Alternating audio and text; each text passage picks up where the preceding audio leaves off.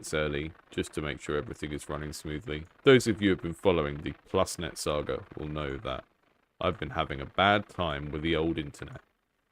It's not been good for streaming. And that sucks because, just to make sure everything is Inception always happens. That sucks because I found what I do here on this channel, which is play games that people are still working on a lot of the time. It's not the only thing I do. But what I do on this stream on Thursdays works a lot better as a stream. I used to do it as videos that were just static, and I made them on my own. And one of the things I really like about doing it as a stream is the feedback that the developers get from you guys. So I'm starting a little bit early just to make sure that the stream health is fine. But today we are looking at 4 strategy fantasy games. And the great thing about Indies Under the Knife, which you can submit your game to here, is that I receive so many games that I am able to put them together in groups like this. So we're not just looking at 4 strategy games, we're not looking at 4 games with a loose fantasy theme, we're looking at games that combine those 2 things. And that means that hopefully we'll get a few people in the chat who are into that particular mixture of things, and we can kind of look at these games together. The games we are looking at today... Hi, Felmcast? Hello, hello. We've got Fairy Sight, we've got something called Storm Settlers, Craft Day, and Heroes Suck. And I think 3 of these are public demos, and the one that isn't a live demo is listed there as not having a live demo. So you can check out these as we go through. And as a bonus today, because it is a fantasy day, and we're doing fantasy strategy, I have my MIDI piano ready to do some ponderous fantasy music.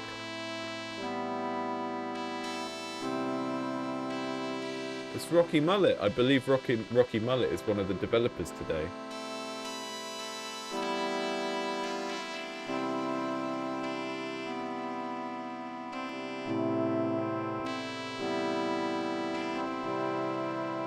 This is the ponderous fantasy strategy music that plays while you're looking down on your kingdom, thinking about what to do with the elves.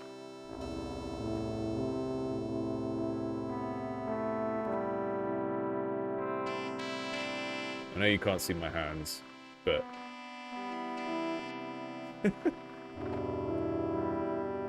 you can probably tell from the sloppiness that I am actually playing it. Right, let's go through these in order. We've got Fairy Sight first, and I believe I've already downloaded this and installed it. Let me just check.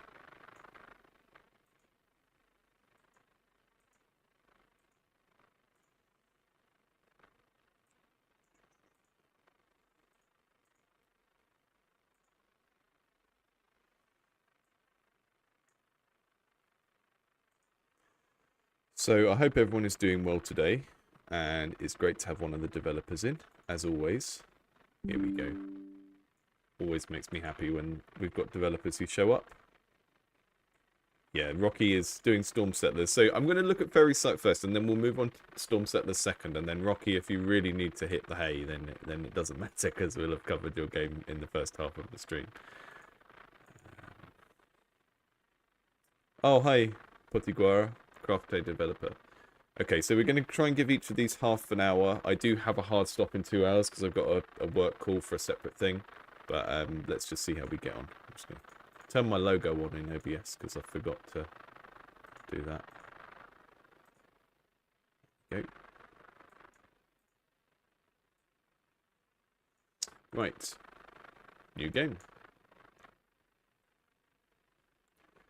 So... and we had an interesting chat already, actually, in the... oh, hang on. It's not showing the screen. Let me see what's going on here. There we go. We had an interesting chat already in the Discord server about the aesthetic of this, because we were talking about simple aesthetics and sort of how to make art when you don't consider yourself an artist. And the developer of this Fairy Sight was talking about, there they are, Haggai, hi, was talking about how this aesthetic is achieved. And you can see this is relatively simple, but it looks pretty nice. It looks quite polished from my view. And that is because of the stuff you were talking about in the Discord, which is just having strict rules for everything that you can see here. Now, I don't have any sound, I don't think. But, or maybe there is sound, but there's just not any kind of ambience. And, oh, there we go. Sorry, I keep losing the screen focus for some reason when I do stuff.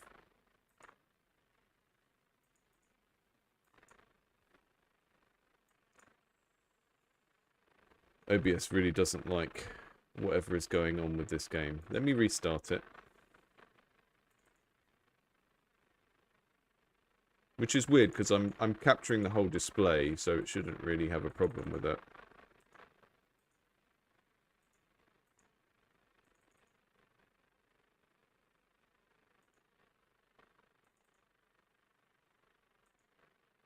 When I click into OBS, I get my screen back. And then when I click back into the game, it goes away. Let me try and do it as a window capture. I'm not sure what's happening there. Right, okay, that works.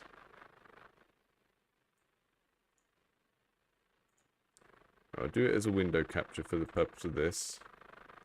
Come on.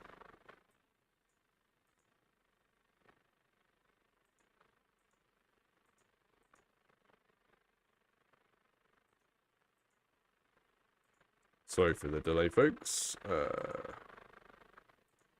we go. That will do us. So the first thing that really springs to mind here is that I'm starting off with a lot of things visible.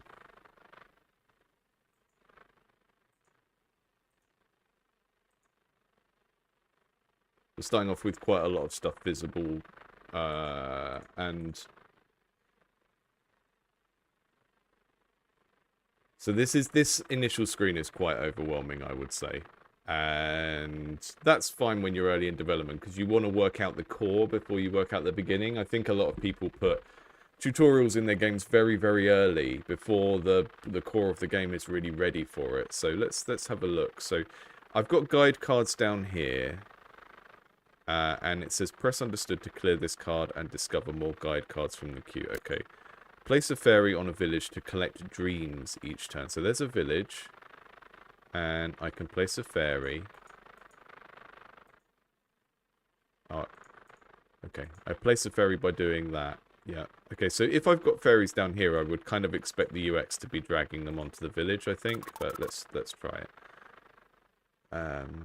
The village creates humans, creates 3 workers. I'm collecting dreams by putting a fairy there. So I've understood that. Place a fairy on a hex next to your grove to build a new structure. Is this my grove? Yep. Okay. So I can place fairies by...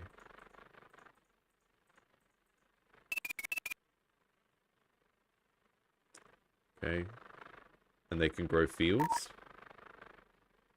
What is it a field of? Is it mushrooms? Build a lore tree to gain wisdom and research new options. That's cute. I want to build a lore tree.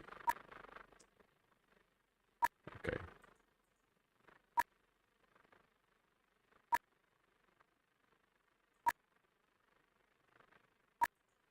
So these say you can't build here, it's not adjacent to your colony. So I'm going to be spreading out from my colony, presumably, and trying to fill up this space. And my fairies collect dreams from the humans, which is maybe a resource that I use for other things. I think maybe it's...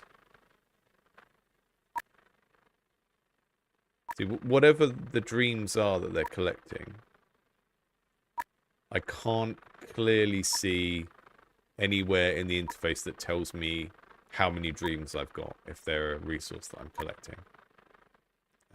Which is maybe a problem. Okay, place a fairy on a village to collect dreams. Place a fairy on a terrain adjacent to your colony to build a new structure. Disrupting the humans. Placing a fairy on a human building prevents it from producing resources. Okay, so we're doing a sort of simplified 4X, where the other player is the CPU is a totally different thing. They have their own abilities and stuff. They have their own kind of motivation, and we're trying to like take over the area. The grove produces fairies, the fields produce nectar, the law tree produces wisdom, which is the owl symbol. Okay, that makes sense. I kind of get how these symbols relate to these ideas. The wolves keep the humans away for a while, so we've got the idea of the fairies interacting with the wildlife, and that being the way that they can kind of do physically bigger stuff to the enemy, which is cool. And then idle provides research cards for more research options necessary to find a portal. You rely on the humans for resources, mainly dreams and cards. On the other hand, the humans will expand and eventually overrun you. All of this is conceptually really cool. It's just whether or not I can kind of understand it while playing the game without needing to go and read this page. Because what strategy games usually need is like tooltips when you hover over things and stuff. And we've got a lot of that starting to form here. Okay, dreams are here. And I see. This row of stuff here is the humans' resources, maybe. I'm not sure. I need to click end turn. So I need to remember it's a turn-based game as well, and not just sit here for ages. So quite a lot to take in. I like a lot of this at the kind of concept level.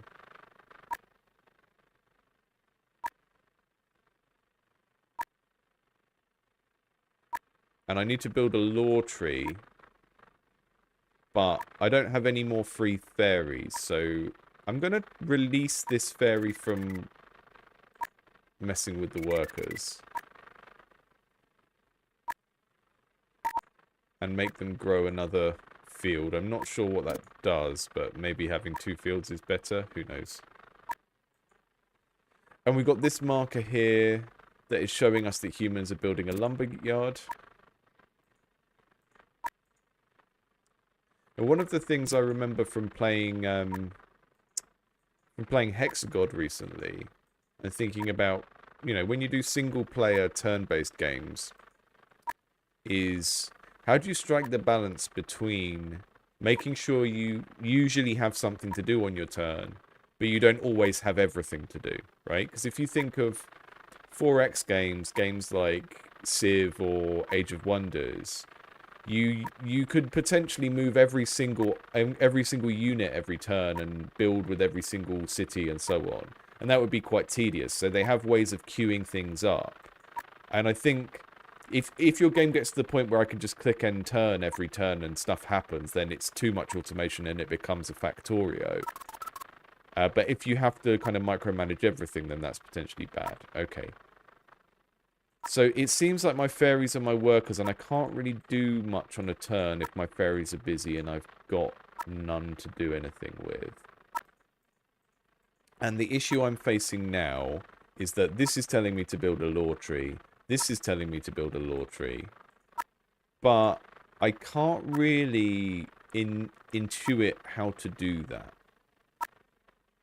It tells me what the lore tree does, but clicking around when I don't have a fairy ready to build isn't giving me any indication of how I actually build a lore tree, right? So the problem with this tutorial card stage is it's telling me what I need to achieve next, but it's not actually telling me how to do it.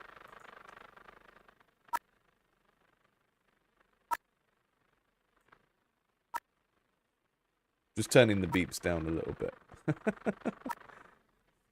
Because I don't know how much they add.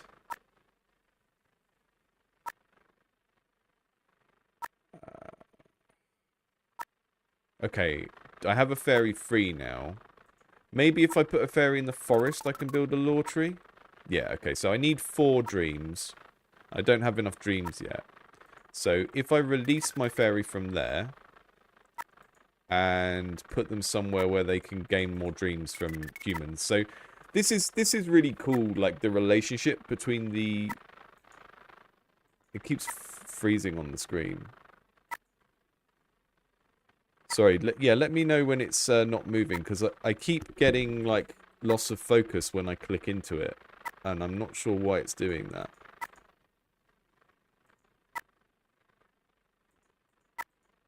So when I click into OBS and show you the game like this, it's working fine. And then when I click back into the game, it freezes.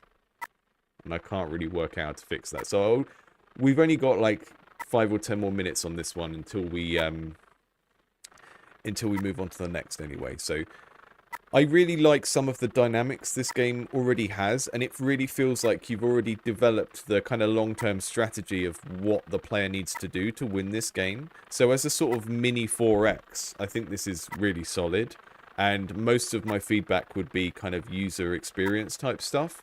So, for example, the thing I just mentioned about, you know, the tutorial tells us what to achieve, but not how to do it, right? I had to sort of guess that building a lore tree would involve like capturing a forest and converting it.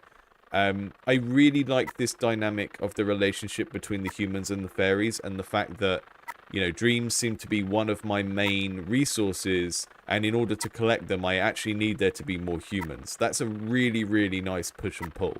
So as the humans kind of grow, it gives us more opportunity to get resources, even though we don't want the humans to grow, because we want to like kind of dominate the forest and for it to be a fairy forest and not a human forest. Yeah, I really like a lot of what's going on here. So I'm gonna take some more moves, and then I'm gonna have to just click back and forth between OBS because it's not playing nicely.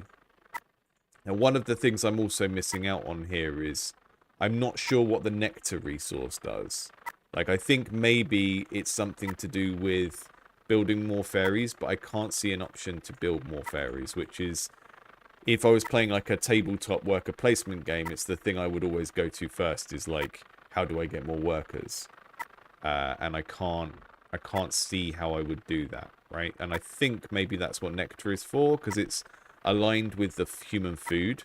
So I use dreams to build buildings, and the humans use lumber to build buildings, right? I think.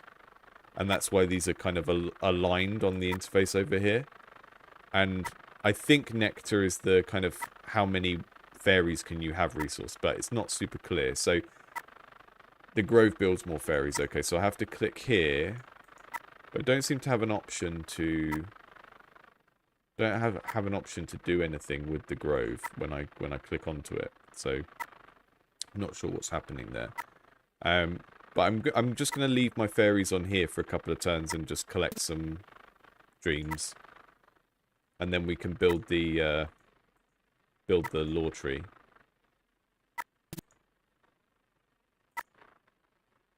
Groves build more fairies, build more groves. Okay, so having a grove gives you another fairy, right? So we kind of need that in the explainer text.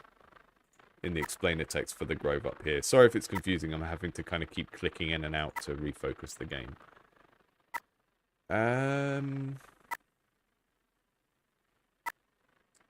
Right, we've got our 4 dreams, so I can release one of the fairies from the farm now, and I can place them back in the forest.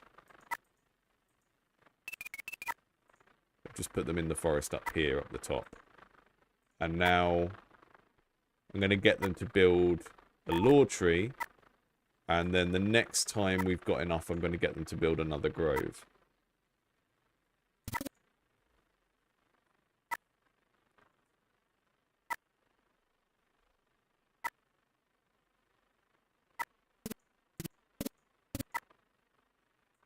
So I just kind of, sometimes I'm clicking through several turns at once, just to kind of stack up the resource really quickly. So this is a game you can play quite fast, but because it's not playing nicely with OBS, I have to keep jumping between, and you can't see the turns pass, which is a shame.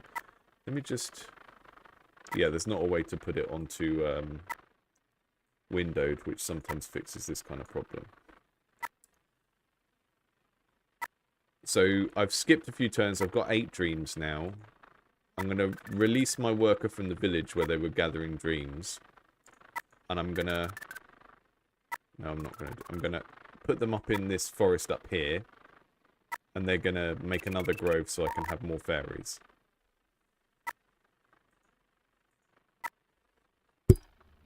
Now, obviously, this is the kind of game where if you wanted to make it into a bigger game... Here you go, I've got 2 groves now, and that means I've got 5 fairies.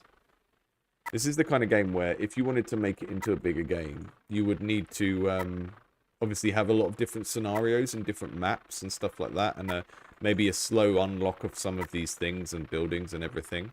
But I do think the core of this game is really solid.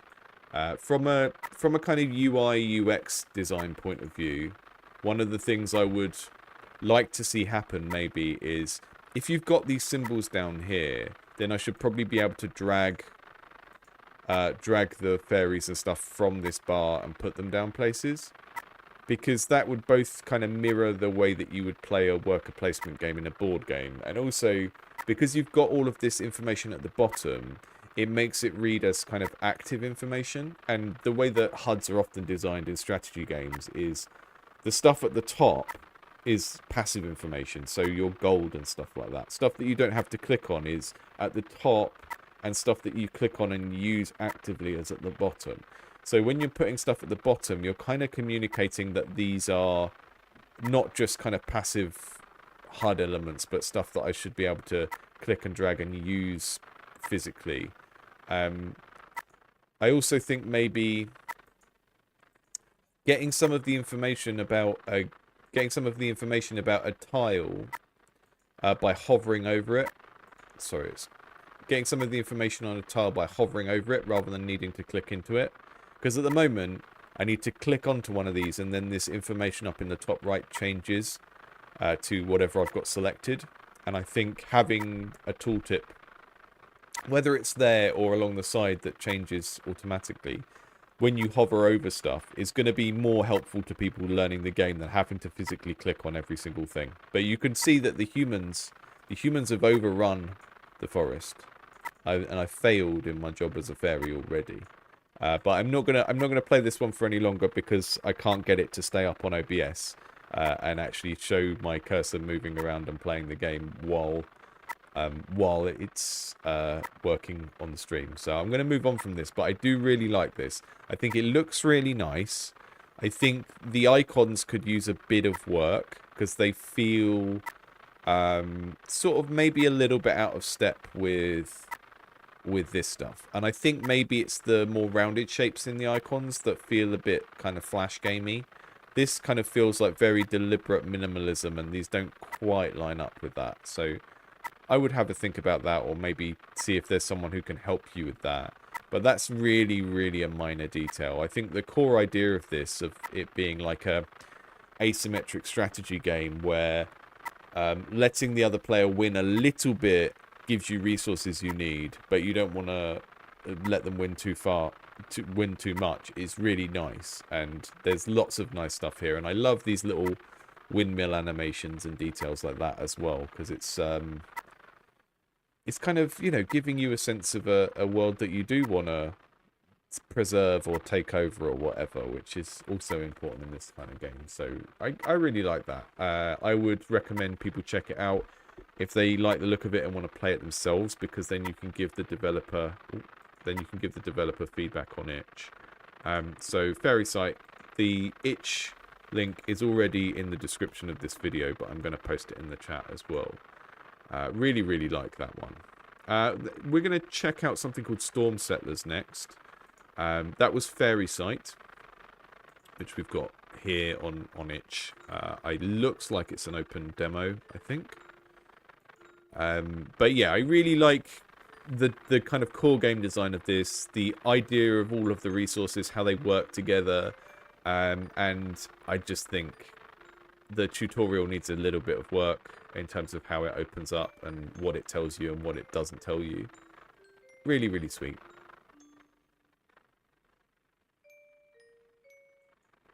And then let's check out Storm Settlers, which I should have ready on my Steam. It says update queued, but it's a very small update, so we're going to get to it in about 30 seconds. Let me play the fantasy keyboard again.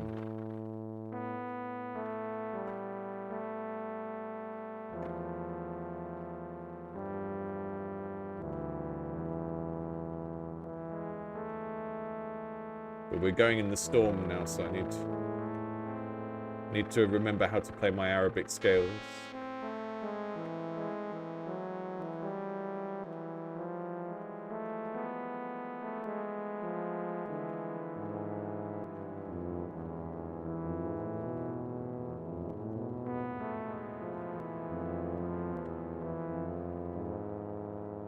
That's the new Storm Settlers theme tune that I just made up. Some 90s bullfrog ass magic carpet music. Yeah, exactly. You can endlessly tweak things like graphical assets, but yeah, getting the teach right is challenging. Right. Little bit of switch around of cameras and stuff.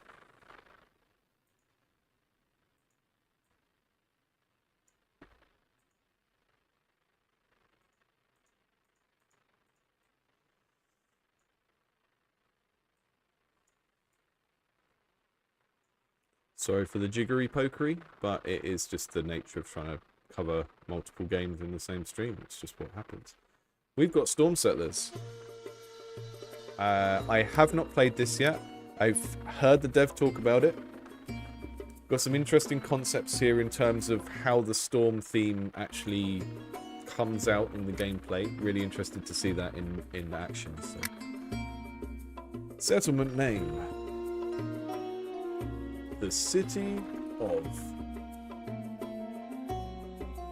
Cool People. Nice.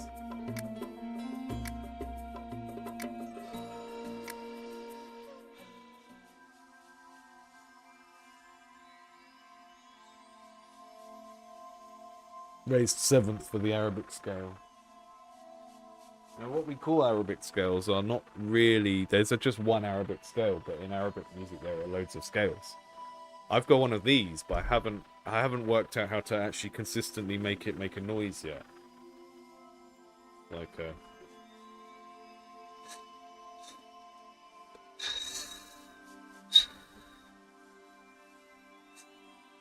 yeah. Maybe one day. Look at this. Great music vibes. Right, what have we got? We can click on stuff and it tells us what it is. Blocks the spreading of sand from storms. Down here, town center, money, gems, water, carrots. Settlers not currently assigned to a building. Okay, cool. Interface seems pretty clear. Stuff I can build down here. It's going to cost me 100. I'm guessing that is gold. And we've got these walls that say they block sand, so presumably sand is bad. We've got no walls around the north of the village. Maybe that is bad as well. What's this? It's just some sort of blocker, I think. Gary Miller and Gregory Smith joined my village.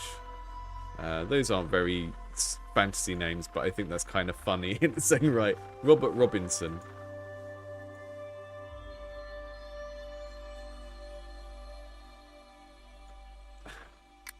And then we have roads.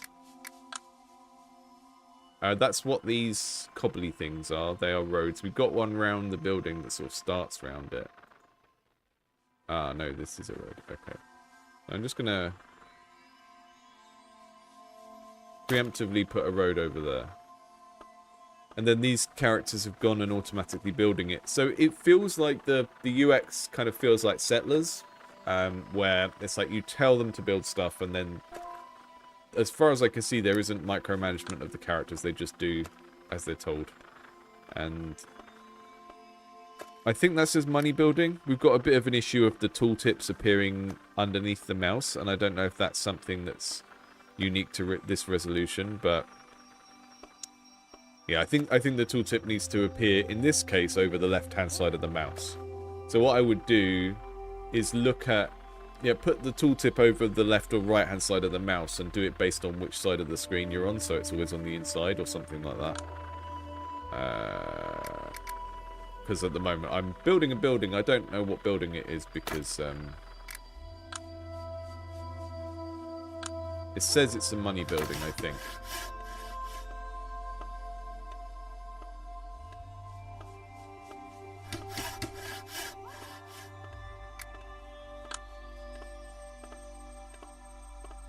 the music is fantastic.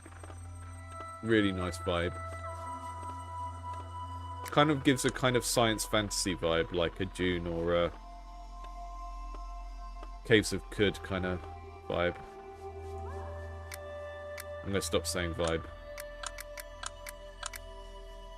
Not allowed to say vibe for 5 minutes. Generates currencies from tiles in a range. Okay, so we need tiles that can actually trigger that, I think. And I don't think we've got that at the moment.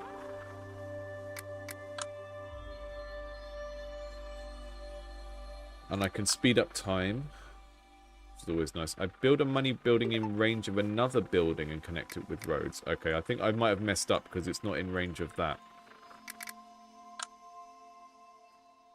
I think I might have soft-locked the game because I can't collect money. Oh no, money is still going up, just not very fast. Yeah.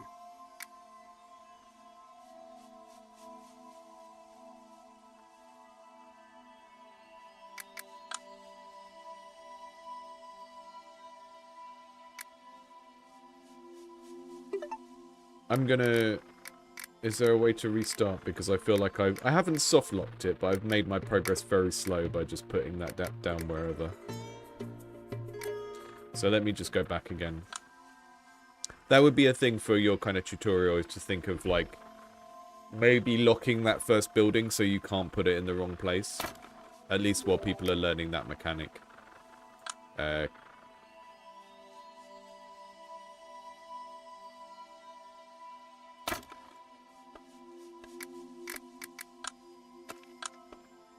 Oh yeah, see, so you can see that it's triggering that 25 coins by being close to it.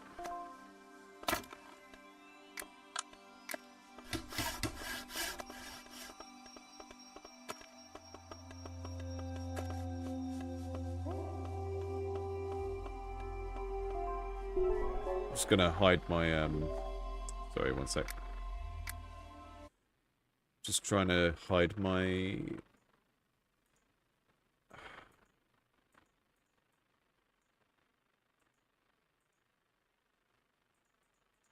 camera so that you can see there's like a little quest list in the top that's taking us through the tutorial.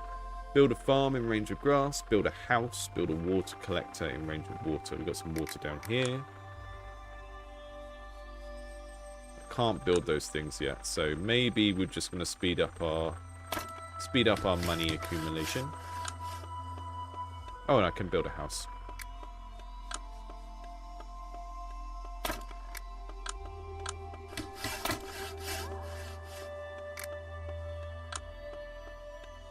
Water collector. Yeah, I feel like this is placeholder at the moment, but I think these buildings need to have different shapes later on. Because at the moment they're very similar to each other and it could be confusing for people. And also just less satisfying to unlock things if they all look the same. But if the base tier are all just kind of huts with different colours, that's okay. It might be difficult for colour blindness, so one of those things where you want to maybe improve on it eventually, but it's not urgent for right now. So the farm gives us food based on the proximity to these green things. See, trying to find like the best position for a farm, that's quite a satisfying little, you know, mini game in its own right, I think. See you later, Simon. This game is called Storm Settlers. The demo isn't open yet. It's one that's come from Indies Under the Knife submissions. So sometimes those are public demos, sometimes they aren't.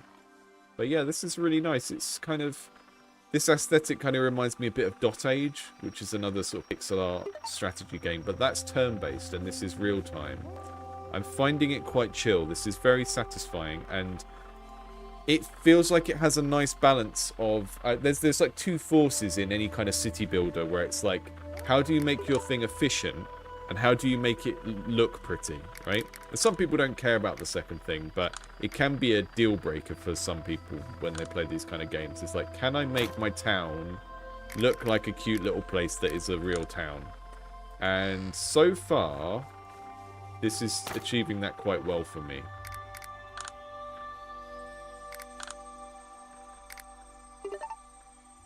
Yeah, it looks lovely.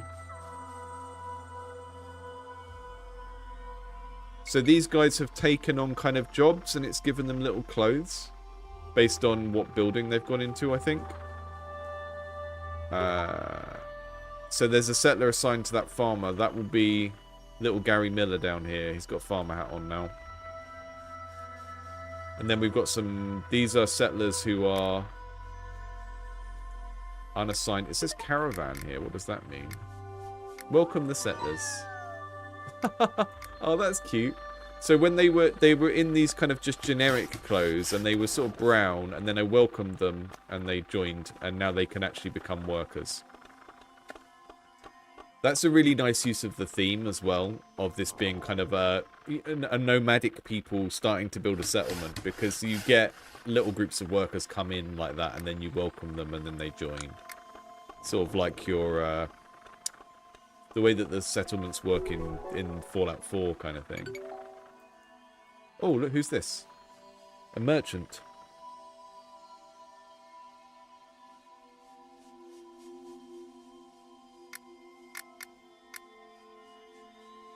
He'll give me 300 gold if I give him food and water. Well, my food and water is more scarce than my gold, but my gold is going to hit a storage cap soon. Oh, my food is already at a storage cap. So yeah, I'm gonna make that trade, because the food I'm producing is currently getting wasted as far as I can tell, because I don't have enough farm buildings or storage buildings, so that's a decent deal. It's free real estate.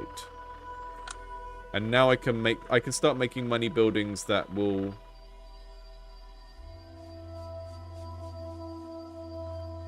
maybe profit off the other buildings, but they lose money based on their proximity to other money buildings. That's interesting. So maybe I'm going to get rid of one of these, because I wasn't aware of that rule before.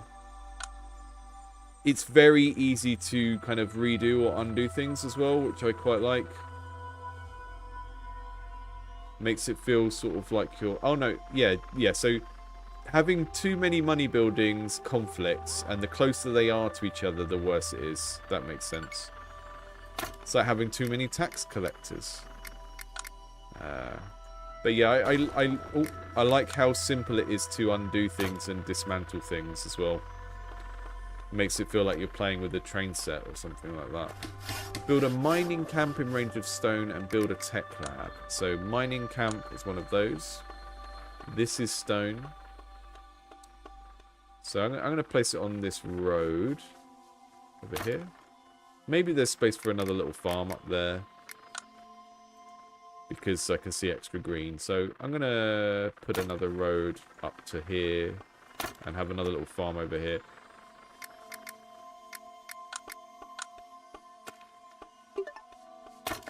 It's nice, basically, you know, I've been playing this 5 minutes. I'm already getting to a point where I can spot opportunities on the map and go, oh yeah, I'll add another one of those over there and stuff like that. It's not taken long to get to that stage. I'm wondering if there's a way that I can make my settlers go and explore, or if I have to just build roads in that direction. A caravan is passing by. I'm just going to build roads out and see what happens. Right, we've got another merchant. We've got the Mullet family. We'll welcome them. We've got more than enough food and stuff. And then we'll see what the merchant wants. He wants to swap stuff for money again. I'm going to accept it. So that, basically, I lost some of that money because it went over the storage amount. So I think that's the sort of thing where you need a alert dialogue to warn people that that's going to happen. But yeah, this game is already feeling incredibly polished, incredibly far along. And if the only things I can point to as possible improvements are things like confirmation steps in menus, then, you know, we're doing very well here.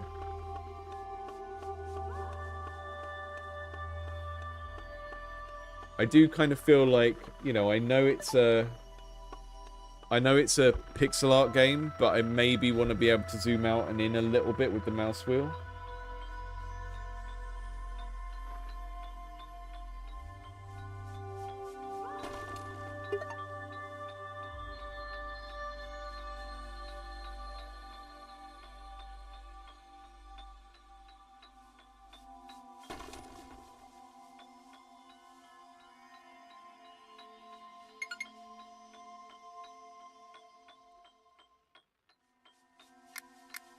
Merchant. We need to build a tech lab. Is that this? And that doesn't seem to want to be anywhere in particular.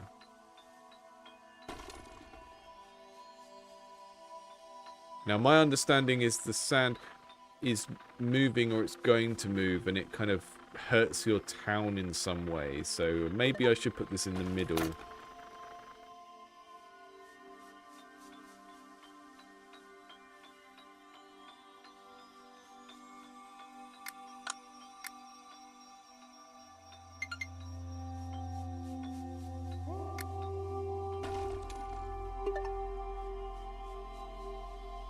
Town centre is running out of money. Oh, there, that's just...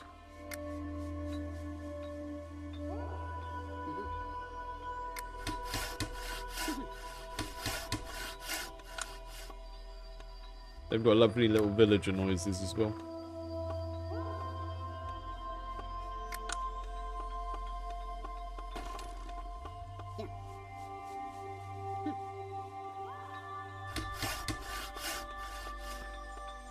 Hi, Tom. Yeah, I don't think you want to let people zoom in any further than this, because the style of this pixel art is going to look kind of bad up close, and you want these to feel like little guys. You never want to get so close to them that that the charm of the pixel art is harmed in some way.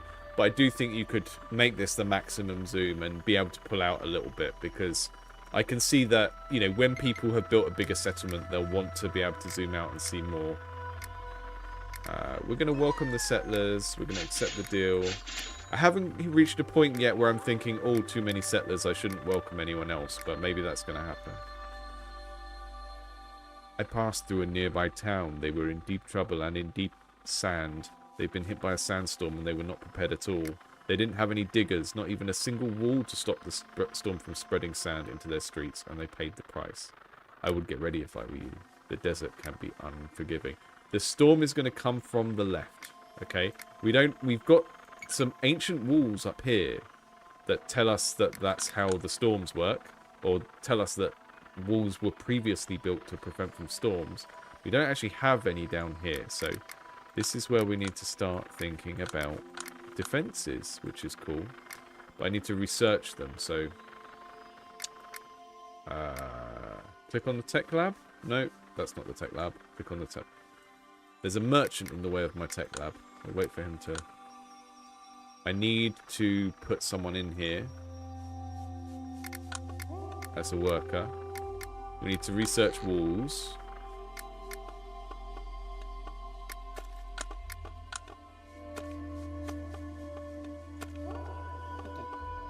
Okay. So I can click on people and sort of assign them to a specific building, which is helpful. I think the fact I've got people just building roads for no reason is not helping me at the moment, because they should be making food or something. So I can see my resources are starting to get low down here.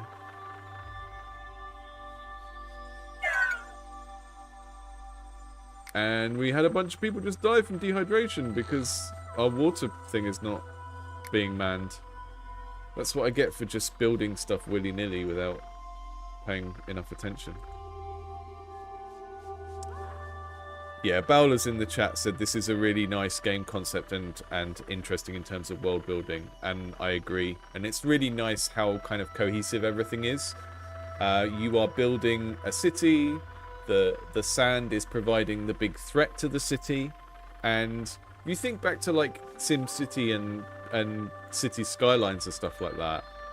When you have a very generic city builder, it's quite hard to have a threat that is going to impact your city in some way.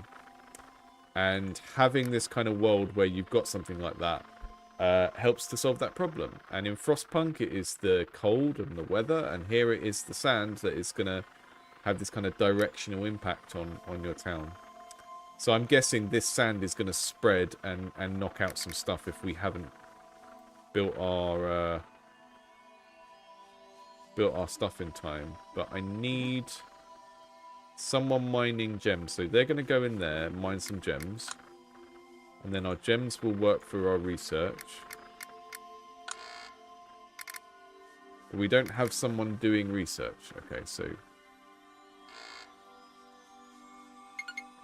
Oh, I've run out of gems to mine. That's what's going on there. So you go in there, do some research. Right, they're researching walls. I've been a little bit slow, but these games are always kind of fail first time type dealios.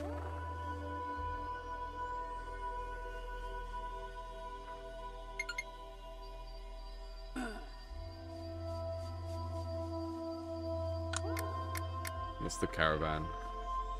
And I am going to spend some gold to get some resources, because that's what I need at the moment. Martinez family. Welcome. Right, I need to be a little bit more strict about what jobs I put people on now. We've got enough money. Water is scarce. This mining camp is useless now, so I'm going to destroy it, get some money back, build a new one over here, and build roads to it.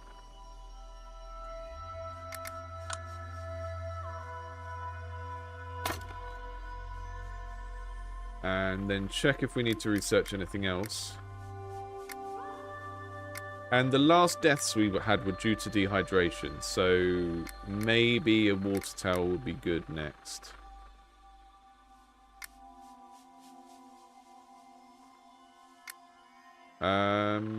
Let's think about how... We've got 60 to spend. Let's do the...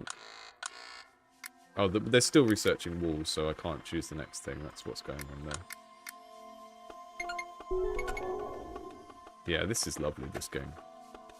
Very, very impressed with this already. The pixel art works quite well with the genre because it makes you kind of care about it all because it's cute, but it also makes you not care about the individual characters too much. Right? They're just a sprite and a name. It's not like making you think it's the end of the world if one of them dies, but you still kind of care about them in a general sense. Right, the storm is going to be coming from the left and bringing sand, so we're going to do some walls now. And I don't know what will happen here. Let's see what it says.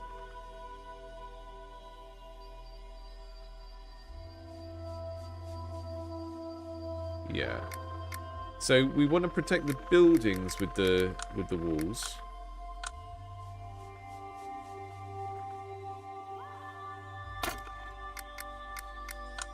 This is a little bit slow. I think being able to build multiple at the same time would be better.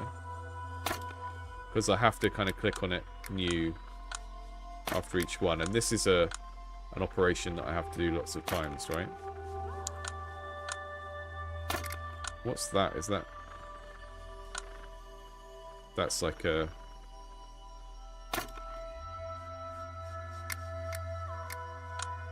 That's a gate you can put in the road? I don't know what that is.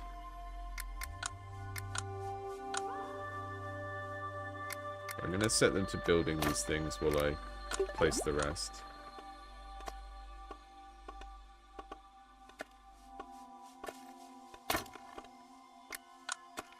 Being a bit haphazard, but again, thinking about that relationship between how it functions and what it looks like, that I think is really crucial to making a good city builder. In this context, it kind of... all of this higgledy-piggledy wall stuff that you end up building, right? You could be really strict about it and try and make it look like a castle. But it just sort of gives the impression that it's all kind of ancient and a bit run down, which again kind of fits with the mood of everything else very, very nicely.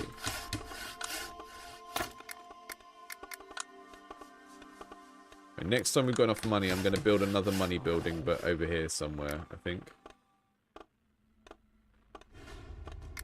I need... Oh, the sandstorm is coming.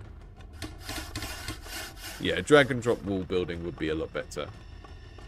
But it will kind of increase how much people spend on the money, because people will build them for sort of aesthetic reasons in places that they don't really need to build them. Ah!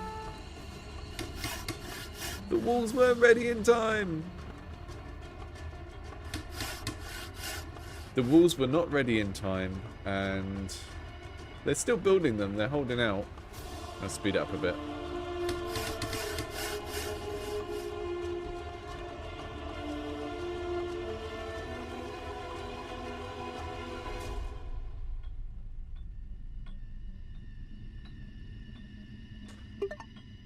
Rocky, one of the things I think you could do to really sell the effect of that storm as well is if you've got any workers where they're not really doing anything and they're sort of standing idle, like having them all blow in the direction of the wind a little bit so it looks like they're struggling against it. Because the kind of animations they're doing already makes them look like they're struggling against it, but having them kind of get pushed along a little bit in the wind, not in any sort of functional way, right? I'm not talking about like have them get pushed in the water and die or anything like that, but just having them feel like they're moving in response to that storm will kind of sell the drama of that storm already, because the visual effect is fantastic. The way that the music changes is great. And yeah, just pushing the villagers around a little bit so that they feel vulnerable to the storm, even if it's mainly only damaging the buildings, would be cool. Right. 5 or 10 more minutes on this one. And then we need to move on. Now, there is a technology that lets us grow more grass, which I think I need to invest in soon. I'm going to put a farmer over here. And create that. And then we can build a water tower now as well.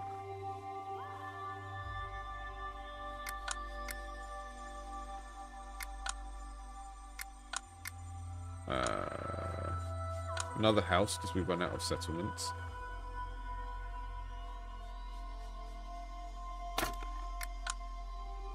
And maybe another money building next as well. The interrelations between the buildings is really cool. And the set of rules that you've got here for placing buildings and the way the storm works, just kind of means you have to keep revising what you're doing a little bit. Yeah, it's like a survival-based city builder, right? So you're not going to be able to build your perfect city in this because you have to keep adapting. And again, it's kind of what Frostpunk does. And one of the things I always liked about Frostpunk is the kind of whole name and premise of the game.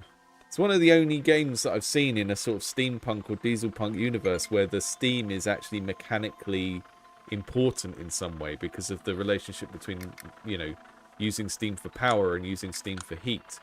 And I think that kind of relationship between the kind of the city that you're building and the way that the people are trying to survive is such a cool thing of sort of baking the storytelling into the game mechanics. And I feel like this is doing the same thing, but with a very different premise.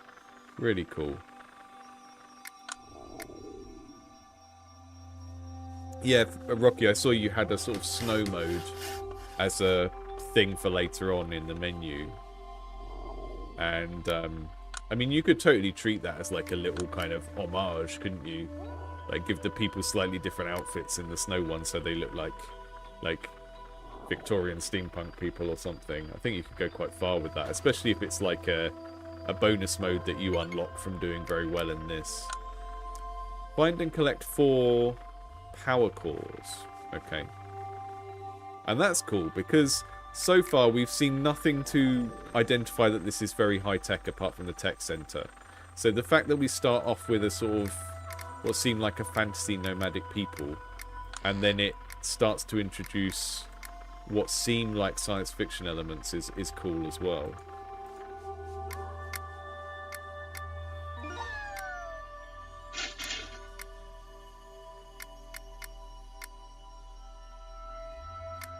And the caravans... Ooh. We can dig away sand so we can recover our building, our area around here. That's good. Yeah, we want some of them. But we also need more food. So, create grass. Oh, you need quite a lot of water to create more grass to grow food on. Maybe a new water thing. Everyone's dying from dehydration because we've only got this tiny little oasis. Is there anywhere I can place that where it won't impact the other one? Loads of great little interactions between things to consider here.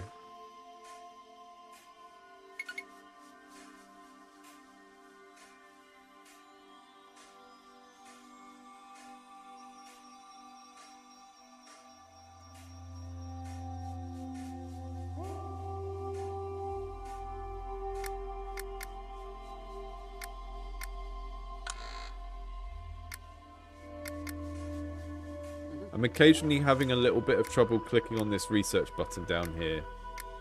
I would maybe just fudge it and extend the hitbox down to the bottom of the screen, because there's no real reason for the player to want to click underneath here, so you might as well just make it like really idiot-proof. I don't think maybe idiot-proof isn't the right word, because being clumsy isn't being an idiot, it's just being, you know, not able to click on something. Right. Gary Miller, are you researching something? Yes, you are. Oh, you noticed anyway. I hadn't looked at the chat, and then I saw you'd sort of noticed that I was struggling with clicking on that. That's funny. Right, we've got no one working that food place over there, so I'm going to send one of the farmers from this place over to there, because I think they might have a better chance of doing well over there.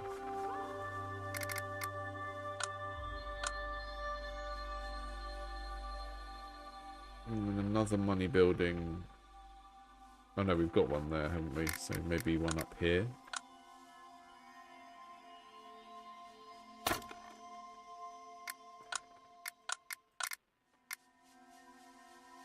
This game is really exemplifying a lot of the stuff I kind of end up saying over and over again about strategy and management games, which is you need to create a seesaw of things that are in conflict with each other. It can't just be build this, now build this, now build this.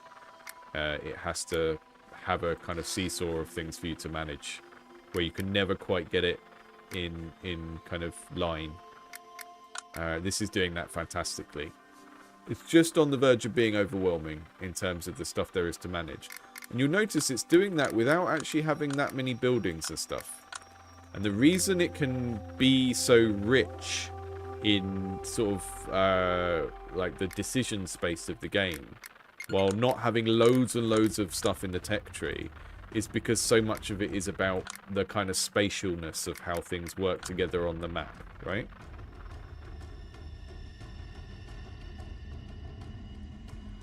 Yeah, I haven't unlocked explorers yet. Uh-oh.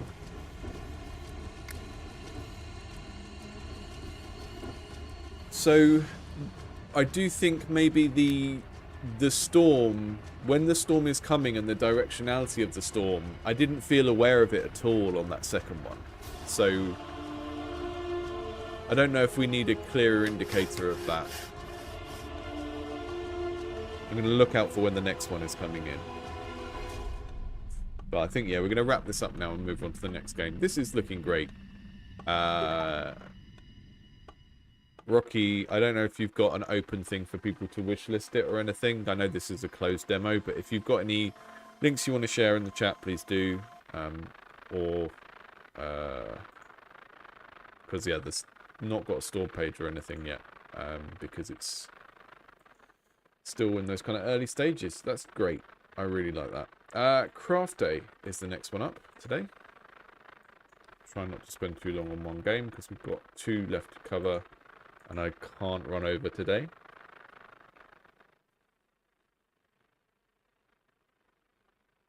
Yeah, I think the storm... I think you can have like a directional indicator for where the next storm is going to come from.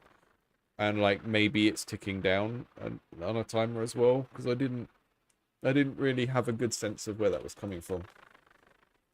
Yeah, your Discord channel, whatever you'd prefer people use if they're interested in that game, just post it. Craft Day. We're going to be crafting. This all looks and feels very nice.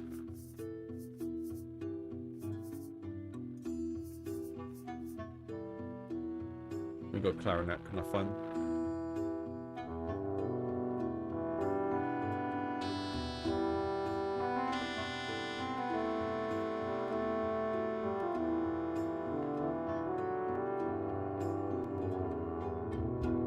I'm just joining in.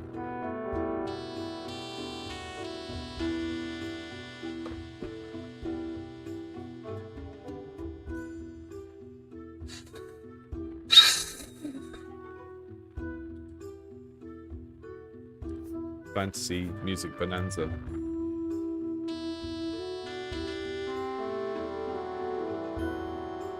I love it when people choose music for their game that's in an easy key for me to play.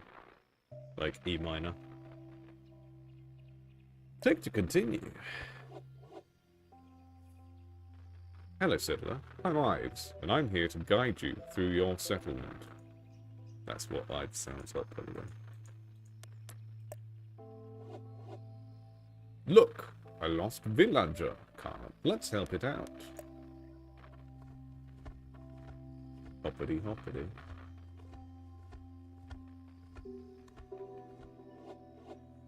Hello, villager. Let me take you to your village.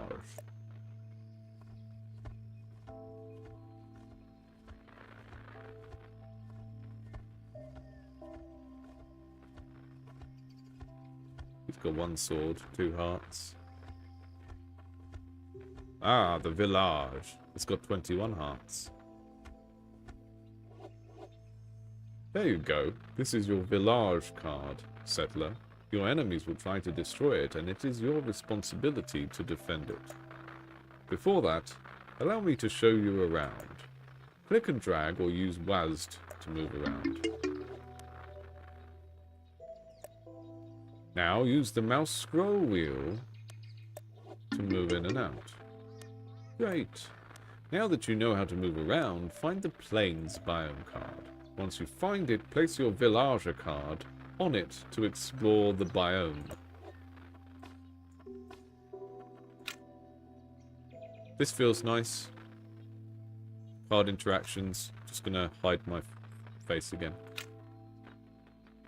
Plains. Good Dungeon Synth soundtrack is half the battle, yeah.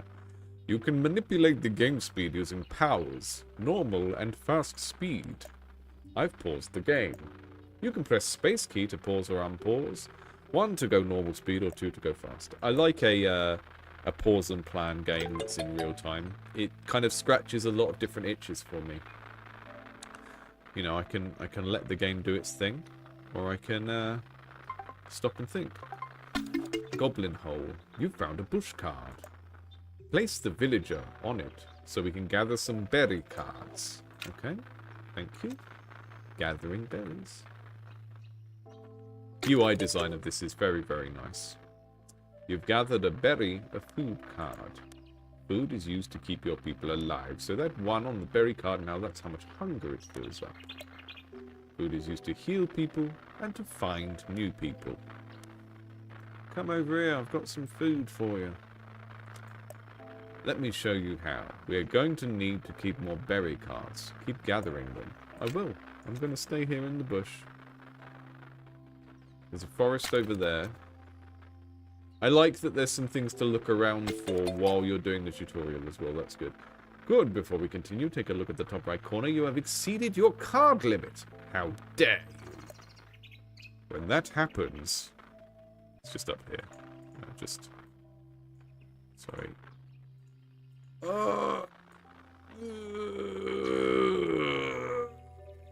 Down here, maybe. There we go. I'm rebranding.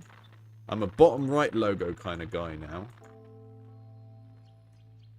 Bottom right logo. What's happening today? It's a bottom right logo kind of day. Here we go. Your people will go hungry twice as fast, so you better watch it. Okay, so we've got too many cars, people go hungry. Then you can now have up to 40 cards. Anyway, let's find you another villager. Place 3 berry cards on the village. I played a game recently that had a very similar concept to this. This is a little bit clearer in terms of the interactions. But this stacking 3 berries on the village is already making me a little bit worried that it's going to end up being a memory game where I have to remember all these combinations of things you have to use to craft things, which I personally don't find that enjoyable. But this looks and sounds great. All of the interactions I've had to do feel good. I'm just worried about this potential memory game aspect. You can get information about your crafts by hovering on the stacked cards. Find a new villager. Stack the 3 berry cards and place them on the village. I mean, that's reasonably intuitive, though. I put food on the village, and that makes a new villager. I'm just worried that this system of stacking things in places might get... Yeah, there's a crafting, but even then, I just hate looking up recipes.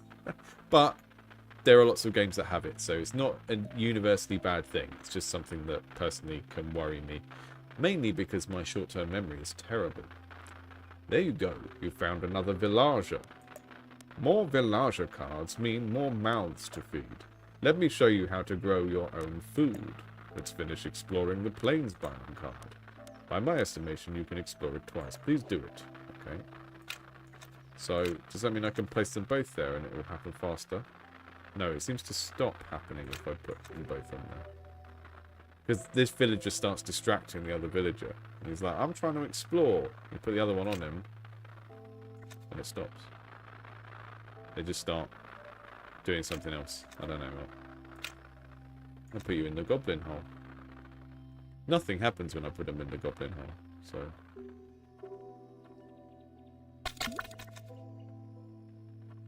Getting water and bushes. Okay, going to put you on the bush now. Right, the interaction that happened between the villager and the bush isn't happening now. Presumably because it's not part of the planned tutorial, but that makes it a bit confusing. If you have an on-rails tutorial and things don't work the way they normally should do, it's going to throw people off. So if putting the villager on the bush isn't going to start giving me food, then you need to just not let me do it at this stage. Chicken is a creature card that walks everywhere as long as it's not in a creature cage or a creature pen. Okay. The chicken, for instance, can either drop an egg or a poop. While we wait for a poop card, place a villager on your village to find a new land card. Yeah, I don't seem to be able to get my villagers to gather food from the bushes like I could before. And that's maybe just a tutorial structure issue. Now we should wait for some poop. Nice one, Clifford. Hit the bell. Is that what I need to tell people to do? Hit the bell. Hit the bell. Don't miss a stream. You could miss out on my lovely keyboard playing. Oh no, the keyboard is disconnected somehow. Where is it? Where's my MIDI keyboard gone? Online MIDI keyboard. Come on. I need to allow it to connect.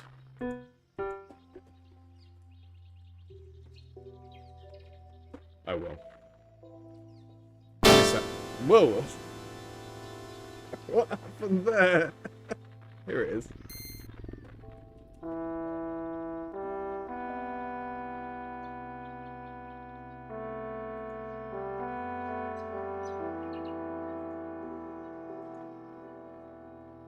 I've never been so happy about poop before.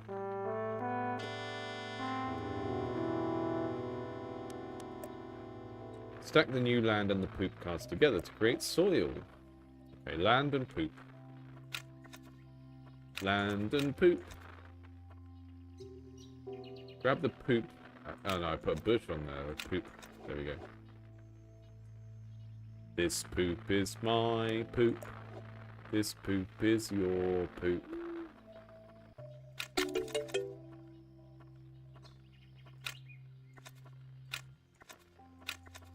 I'm very temperamental about when it lets me use the bushes. Grab a poop and place it on the soil and berry and water cards together and will give me a bush. Okay. Nice. Yeah, it's kind of one of those sort of doodle god type combine things and stuff happens type games. This interface of doing it with stack cards sort of reminds me of Cultist Simulator or something like that. You've grown a bush card. A soil, a water, and something to grow. That's all you need. I seem you know how to grow food, but let me show you how to cook it. We're going to need a campfire for that. To build it, we'll need a stick and 1 flint card. By exploring the village beside the new land card, you can also find some basic resource veins like bush, tree, and rock cards. Let's try and find a rock card. Explore the village.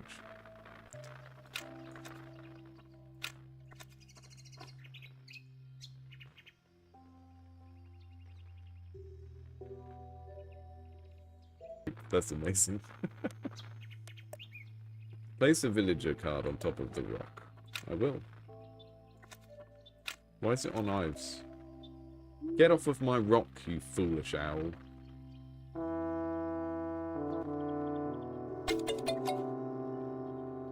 Now we need to craft a flint card. Place a villager on top of the stone card. Rock and stone. The 2 classic resources. Good, we now need a stick. To craft one, we're going to need some wood. Explore the forest to find a tree card. I think, you know, some of the things that are like a biome, like a forest or something bigger, I don't think they need to stay as a tiny card like this. I think when you've got something that is representative of a place rather than one of your characters or resources, it could be a bigger thing like a little board or something, just to help differentiate between types of things, because at the moment you've got kind of color and stuff helping to tell us the category, but I think being totally wedded to every single concept being the same size card might actually make it harder to understand. Let's gather wood from the tree by placing a villager card on top of it. Okay.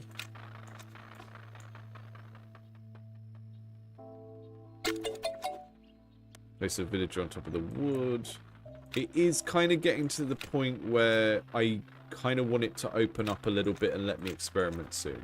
I played a game like this recently that didn't have all this on Rails tutorial and expected me to experiment straight from the get-go, and that was like one extreme of tutorial approach, and this is the other extreme of tutorial approach that it's not advanced, it's not sort of easing us out of following do this, do this, do this, do this type instructions and easing us into a mode of experimenting and finding it out for ourselves. And personally, it feels like it's gone on a little bit too long with the kind of step-by-step telling me what to do type thing. So I think at some point it needs to ease off of that, and I don't know when, but if you want people to, if you want to encourage people to think in a particular way, you have to lead into it in the tutorial. And at the moment, it's kind of everything is so on rails, and it's not easing off. And that kind of makes me feel a little bit bored at this stage, I would say. And I don't think the core concept of the game is boring, and I imagine when you're doing it properly, it's not boring, but the tutorial is sort of outstaying its welcome at this stage, I think. The campfire is a structure type card. Again, so yeah, we can see that this is the same color as this, so the category of campfire and village are maybe the same thing, and that's yellow is structure. I would think maybe it needs more differentiation. So if you want to keep them all the same size cards, maybe putting a border around the card that changes and has like different details in the corner based on what type of card it is. So a structure could have like a little wall around it with a little nodule in the corner. And just having a slightly different card detail or card shape for the categories. Because the colour is probably not going to be enough in the long run for people to be able to remember the different things. Structure cards are in most cases an infinite source of a given resource. Running low on wood, build a lumber camp. Running low on water, build a well. Even soil can be transformed into garden, making it reusable. But yes, okay. Where is that chicken? Should be laying an egg any minute now. That's a good chicken. Place the egg and a wood on the campfire. Okay.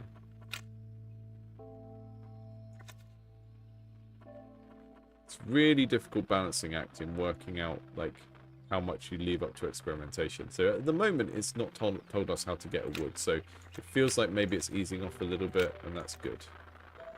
But it's still not letting me use characters to do whatever I want in the meantime, because I can't collect from a bush with the other villager. It's locking me to the thing that I have to do for the tutorial, which it doesn't feel great.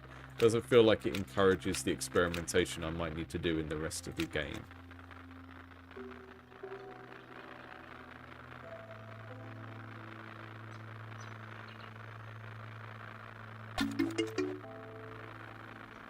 So I think you can have this on Rails tutorial, but you need to still have access to do the rest of the experimentation around that and do what you want. Otherwise, it's not really teaching how the rest of the game works. And you know, being able to place a villager in a bush while I'm doing this other stuff would help me as a learner to sort of reinforce the stuff I've already learned, because I can carry on doing it. But it's very much locking me to the interaction it wants to teach at that moment.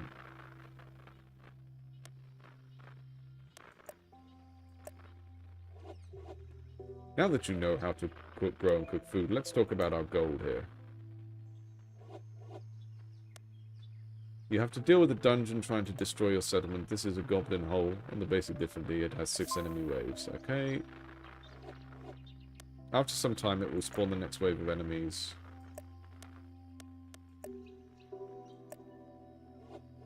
Yeah, this is just too much on Rails. Like, I'm going to just start speed clicking through this because I want to actually play the game rather than click through a series of instructions. At no point in this experience have I felt like I'm playing a game yet, which is a shame because everything here is kind of cool. Everything feels nice, everything looks nice. Music and the art are decent, but we've gone so far without actually feeling like I'm playing a game.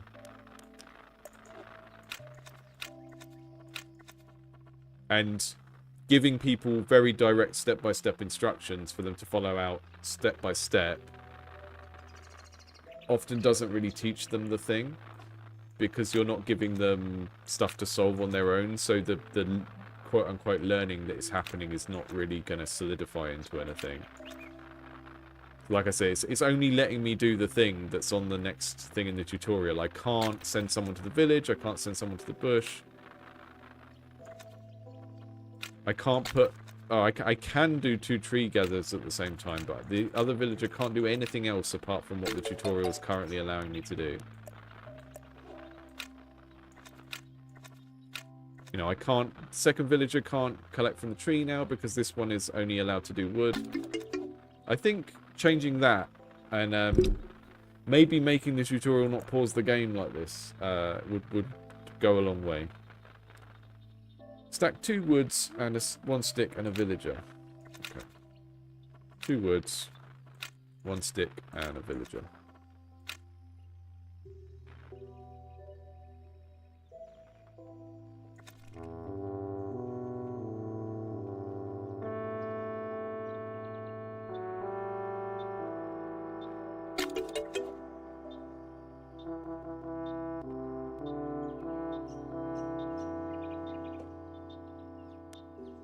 You can train a villager to become a squire. Place the practice sword card on a villager.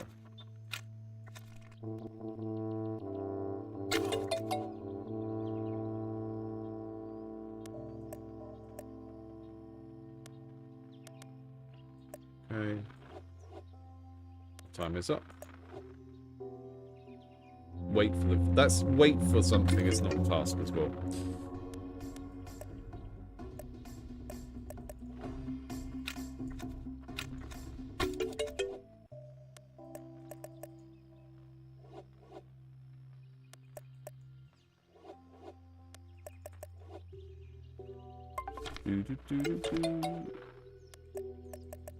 Cool. Now we've got some tasks, but we're out of the main tutorial, I think. But yeah, I think that lack of freedom to try stuff out during the tutorial is going to be a problem for a lot of people. Because it doesn't... It's sort of misrepresenting how the game works. For the game to say... Oh, you must do this thing with the tree, so that you put the villager on the tree, and your other villager can't do anything at that moment because the game has decided that you must do the exact thing that's in the tutorial. It's just kind of misteaching the game because you're not able to go back and redo other things like gather from bushes. Right? Like, if you only do the thing explicitly when you're taught it in the tutorial and you don't get the chance to do it again yourself, you're not learning to do it yourself. So we're gonna try... Oh, that healed him. Okay, cool. We're gonna put some berries in the village so we can get a new character. This feels great now. Now it's open and free. Fantastic. Cooked egg.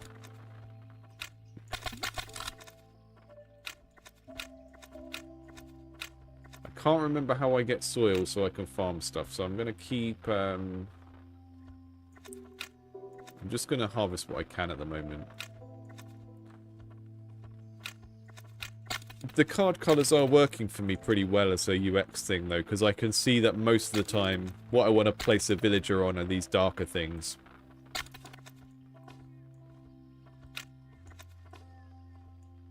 But I do think another layer of, like, customization for the types of cards to help differentiate what they are, even if it's just putting a different border around them or something.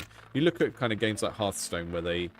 Like, a minion card has a different layout and different bordering and stuff to a spell card, and it helps you read the situation a lot quicker.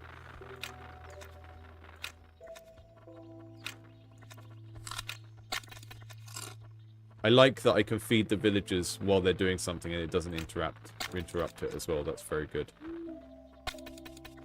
Right, we're going to let that villager finish that, and then we're going to try and get another villager.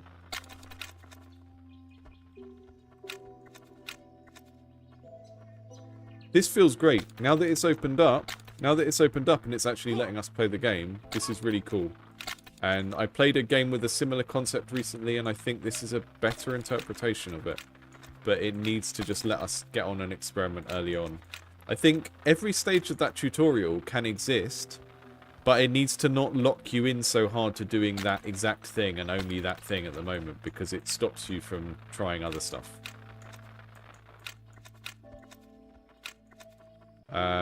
Okay, we're going to try and make... So, flint, stick... Oh, we've got a campfire already. I don't need to do that. So, we want to break down some wood and maybe make another weapon. Need to keep an eye on my villagers' health. So, feed them apples, I guess. We've got a goblin coming, so Squire is going to go and beat up the goblin, but I need to feed my Squire so that he's got the best chance. And we've got lots of exploration happening over here, probably more than we need to be doing. And I imagine one of the sort of meta-game things that will happen with this with players as they play it more is they'll develop their own little systems for keeping everything tidy, and they'll put, like, their new lands over here, and then they'll put their... whatever it is, they'll work out some little system for that, and that is going to become a really satisfying part of this game. Am I playing at the highest speed? That's normal speed, okay.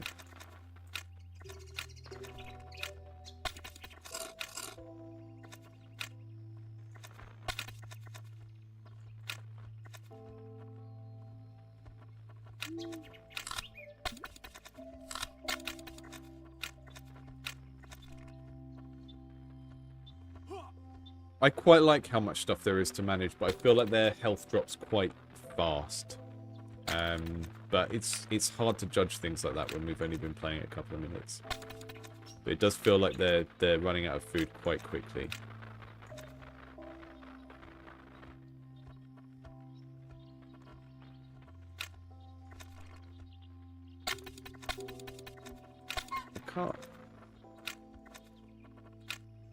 Can't cook a carp.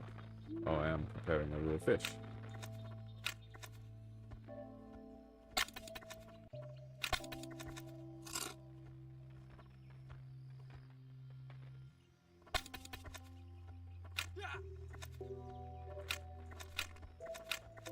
Sometimes it's a little bit picky about the object order, but I can kind of understand that as well.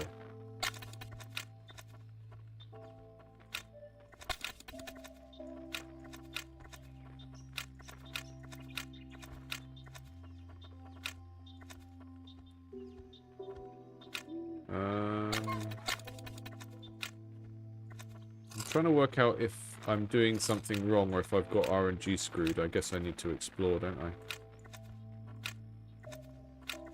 Maybe use my squire to explore because they're supposed to be better at everything.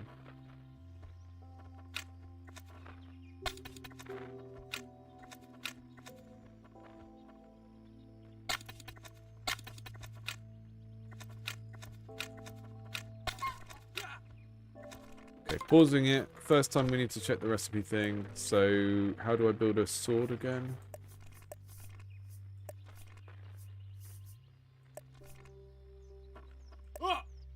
Practice sword, wood, stick. Okay. 2 woods and a stick. So, wood, stick. And I think the villager needs to do it as well, which is... makes sense, I guess. Don't die, eat a berry.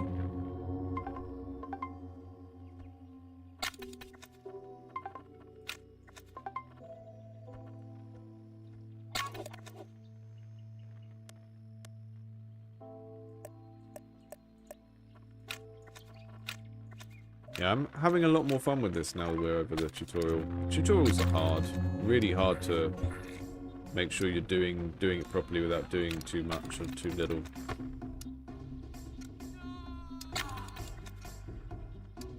I do wonder if you need a speed level lower than this base speed.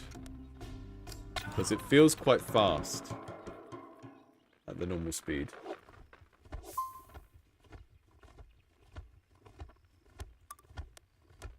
If I do new run, is it going to, Okay, cool. We can do it without. We can do it without the tutorial.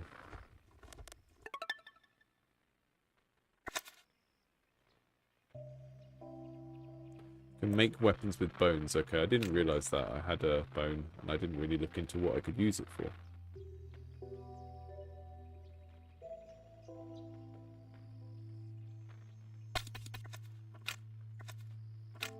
But yeah, I think it might be helpful to have 3 speeds and have the first speed about like a half or a quarter of this speed. Because like things like going in here and reading stuff, when it's quite fast like it is, there's a lot of stuff to manage, and that's okay. But maybe I just haven't got into the rhythm of pausing and unpausing while I think. Maybe that's the issue. Because I remember when I played FTL, it took me a while to get used to pausing and unpausing, and that's kind of like the ideal way to play that game. I think you do need to pause quite a lot in this to think, so that, particularly when I had lots of villagers to manage, because you're micromanaging the characters here. So you do need to use the pausing.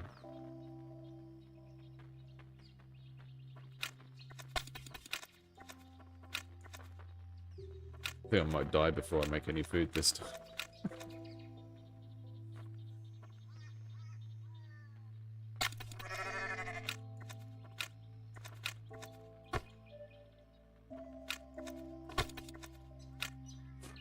I killed the sheep and I only got some wool. I didn't get any meat. I thought it would give me meat, but it was a very skinny sheep.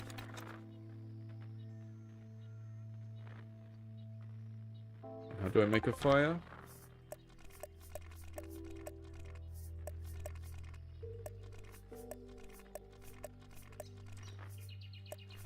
It's a structure, isn't it? Fire. Stick, flint, and a villager.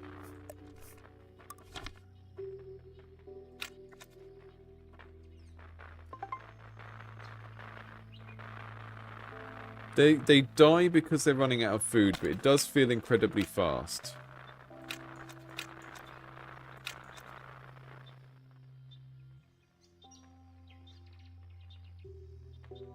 You know, this is the base speed of the game. Just feels very, very fast. Right. We're making a fire. And now we're going to go to the plains.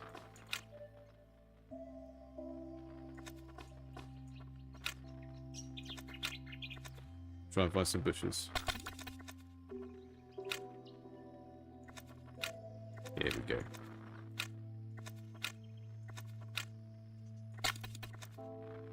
Our search bar in the recipe book, that's good. That's gonna be helpful.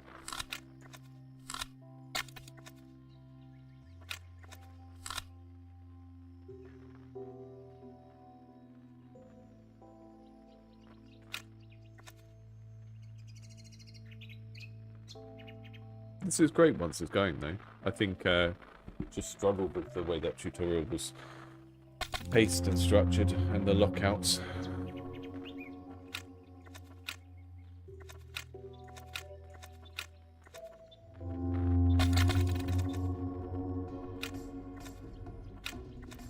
Uh-oh. Uh-oh.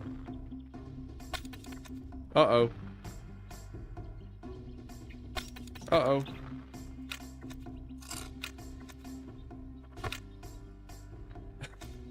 This combat, I love the way that the cards nudge the other cards around. Adds a lot of life. I don't know if it should happen with a village. It's a bit weird when it's a structure. But it is a very cool effect. You know, if I'm going to sacrifice my villager now. Like, it makes sense that the character cards get bumped around. But, yeah, maybe the village shouldn't move when it gets attacked. Yeah, very steep learning curve. And it feels like that first 5 minutes, you really have to do the same thing each time in terms of how you prepare. Which maybe, I don't know, kind of speed playing cards it's a weird mix of appeals in that first couple of minutes. But I think this is good. I think there's just the way that the game is taught is a struggle, and it's always going to be a struggle in a game like that where you are trying to teach people an entirely maybe new genre of game as well as just a set of mechanics that you know, it's hard. It's hard when it's not just like a new take on an old thing. I have seen similar games. I played one with a very similar kind of card stacking and mixing premise recently. And I think that the one we've just taken a look at, which is Craft Day, I think that game executes on this better. I was literally trying to highlight this text here and it's behind my head. I think this executes on that premise very well, but yeah, it needs to teach itself better. Now we're checking out something called Heroes Suck, which is about heroes who suck, I think. Come on. It says it's already running.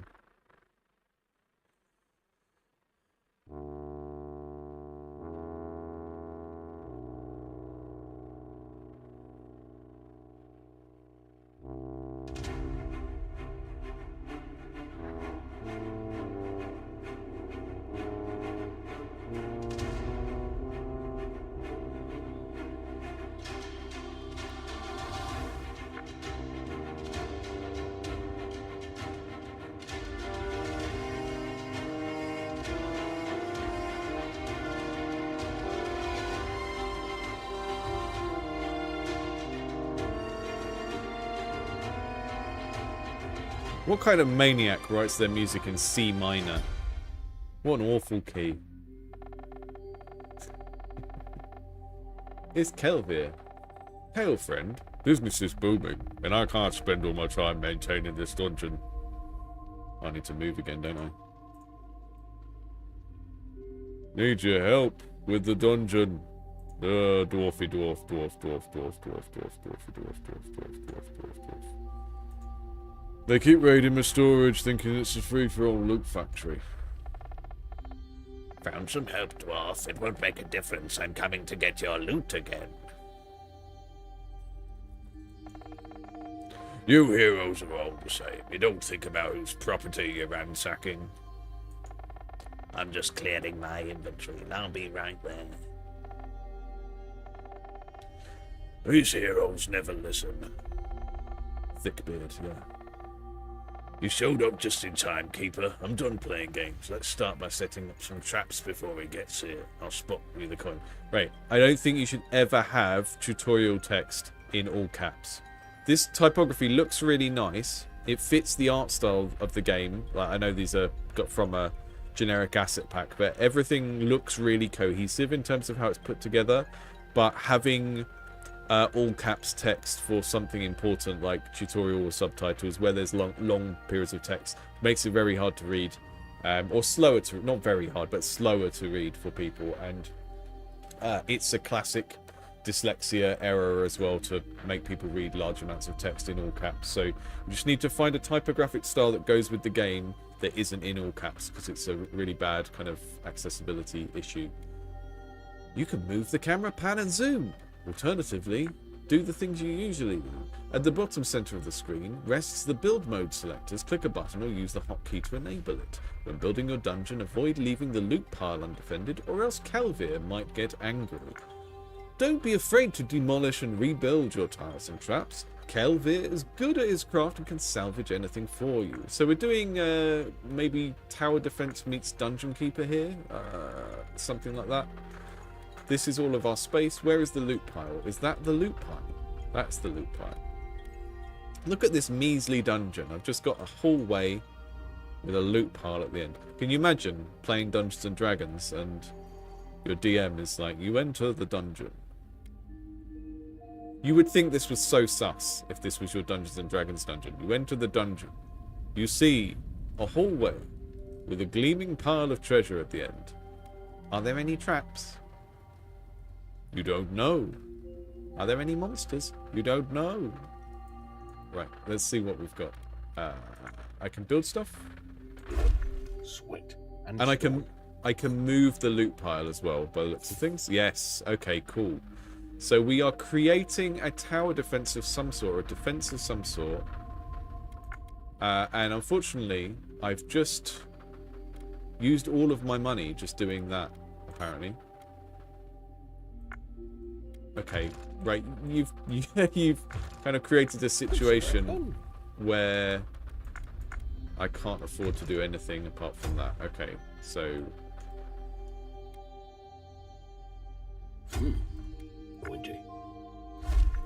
there we go. Okay, that's okay, cool.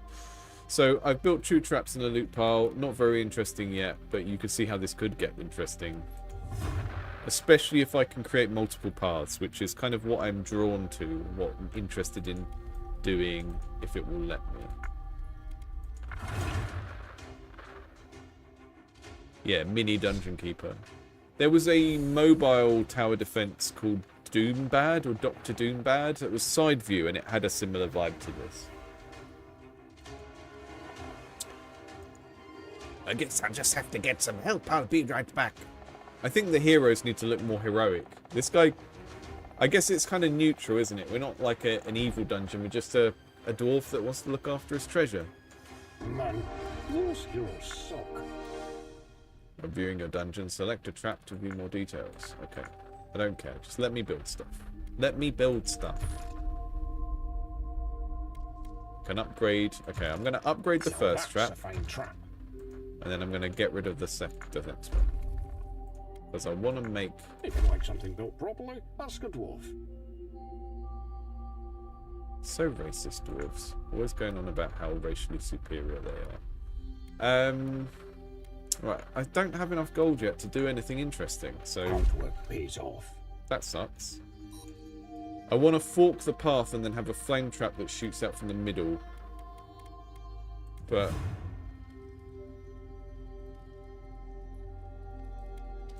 yeah, we can run out of money, but we can't use that treasure, because that treasure is, that's our special treasure. That's our college fund. Guess what, heroes?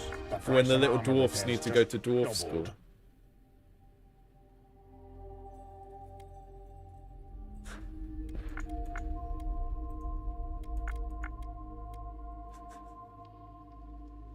It is actually, I think this might be a cozy game.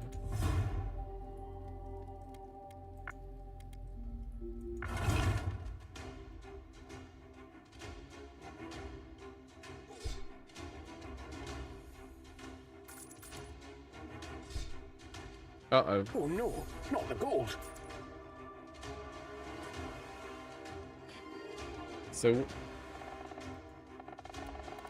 I don't care about the cutscenes. I just want to play the game. I think the cutscenes are a little bit of an interrupt that I'm just not willing to go through in a game like this.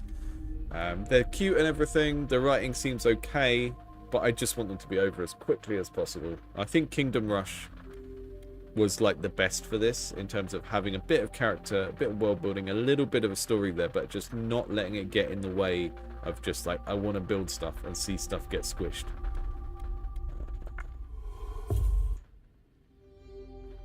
Okay.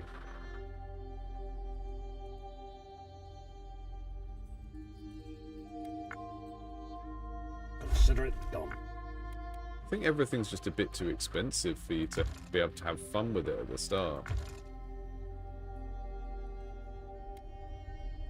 A fine choice.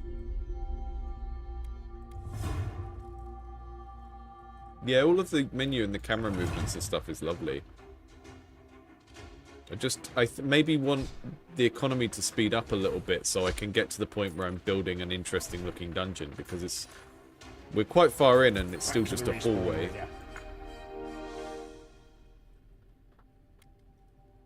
And why have I only got 8 gold?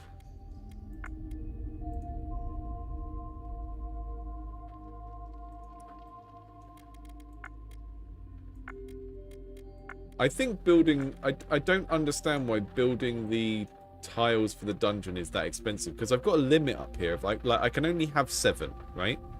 So it's really, really punishing in terms of how many spaces I can have in the dungeon. And then it's also punishing in terms of like building the dungeon bigger costs resources that I should spend on traps. And I just don't think...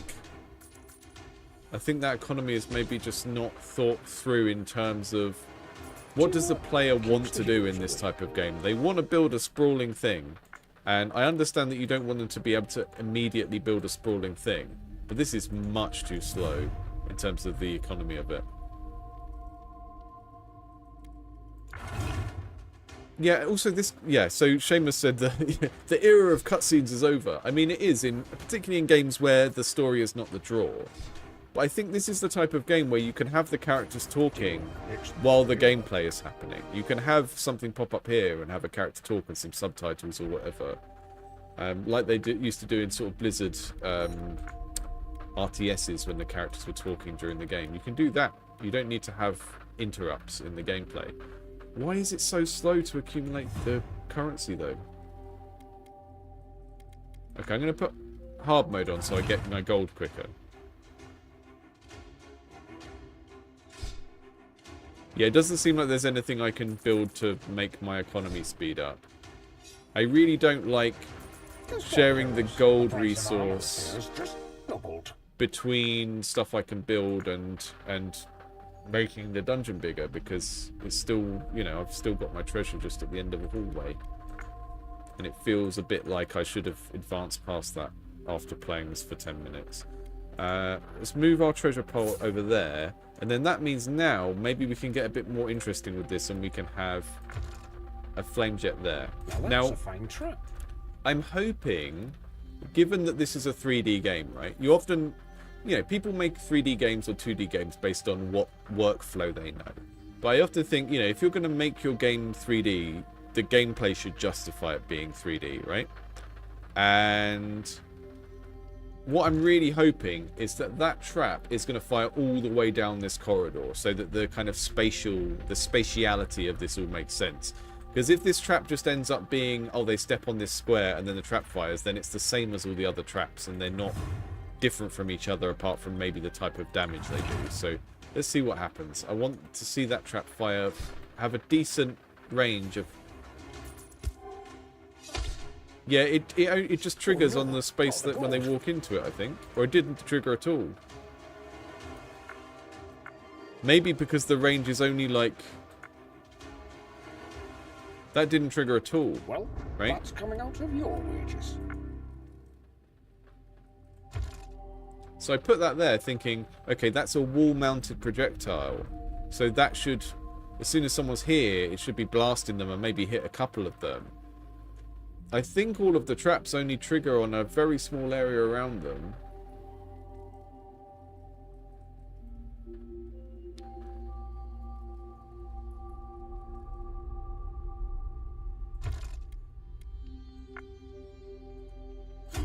pointy.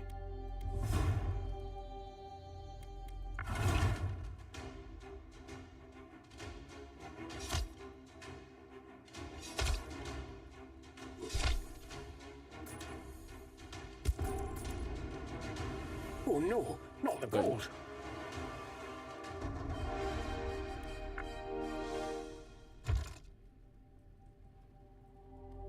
Yeah, I'm not. I think some of the choices around how these traps behave versus how you expect them to behave is not great. Blood, sweat, and stone.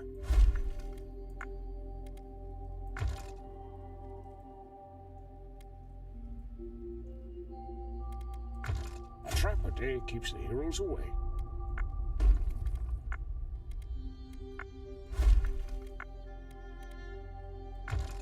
Because the whole purpose of that flame jet, you would think, is to hit things from a little bit further away, but maybe not do as much damage as one of these other things. I think there hasn't really been a lot of thought gone into the economy design of this, because we're gaining money so slowly that we can't really do anything interesting. These all cost the same flat Now amount. that is a fine trap. It just doesn't really feel like I'm making very interesting decisions. Pointy.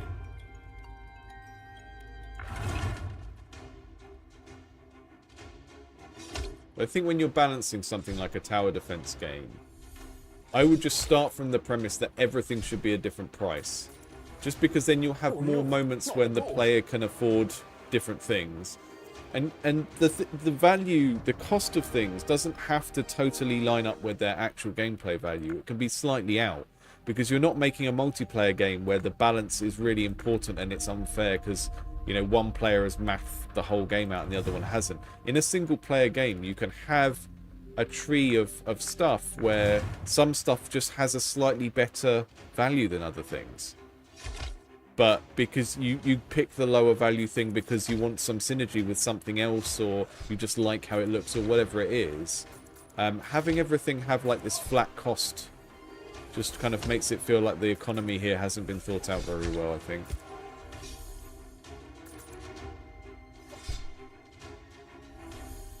Yeah, the trap should show the effective area, but I also just think if the trap is presented as a projectile, then it should behave like a projectile, right? Like, I should be able to put this here. Like, I can move it from side to side. I don't know how helpful that is. I should be able to put that there and have it fire down the hallway when they hit that corner, right? So then you can say, okay, when they get here, they get hit by the spikes and they get a fireball from this side. But currently, if I put this here, it won't hit anything because they don't run this way. So it's just a sort of waste. Blood, sweat, and stone. And I also think because of the way that the building works and the pathing works, I'm not going to be able to make a thing with two ways where some of them go the wrong way and go the long way round, and because I think they're always going to path the shortest route to the treasure. So I don't know, I'm finding a lot of little issues with this in terms of how I would expect it to work in order to be fun and what's been implemented. Now that's a fine trap.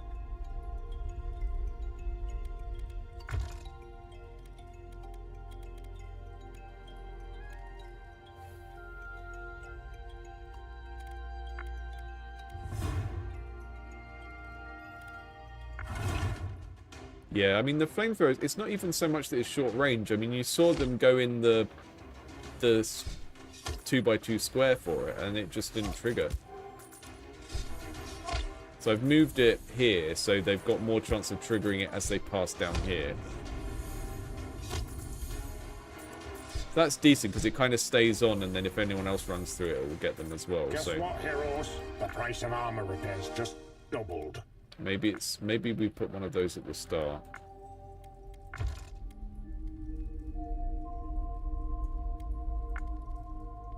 What was that doing there, anyway?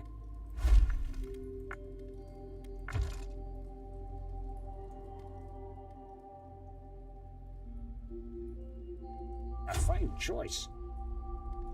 And then let's upgrade some of these things. Everything, like, the kind of UX of this, in terms of how it all feels to interact with, is really good. Like, it's all quite solid.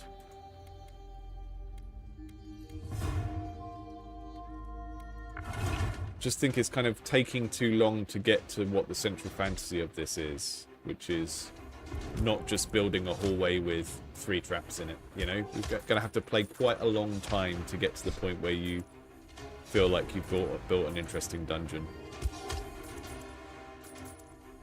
I think the cost of space in this is just way too high.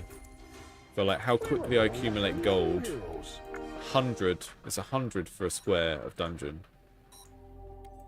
And I can kind of understand it from an economy balance point of view. If you don't want to let people build too many spaces because then you have a lot of spaces to build traps in. But I would invert the relationship and have, it's very cheap to mine, it's very cheap or even free to build the route, and just make the traps much more expensive. Because the problem is with how slow it is to build the route, I don't really feel like I'm doing anything that another player wouldn't do, right? It doesn't feel creative in my kind of death contraption I'm building. Because I'm not getting a chance to experiment with different shapes and different twists and turns because it takes so long to build up enough money to be able to build a longer route.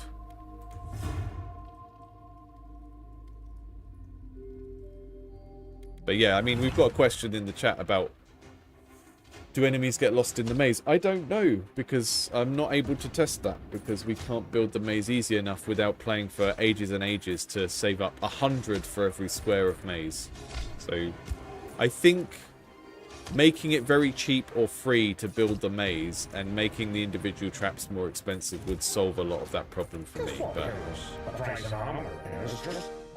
I don't know if the developer is in the chat or if the developer took my Discord invite either, so I don't know if this is one where they're actually going to actively use any of the feedback or if it's just, you know, they want people to take a look at it. But, you know, we'll find out.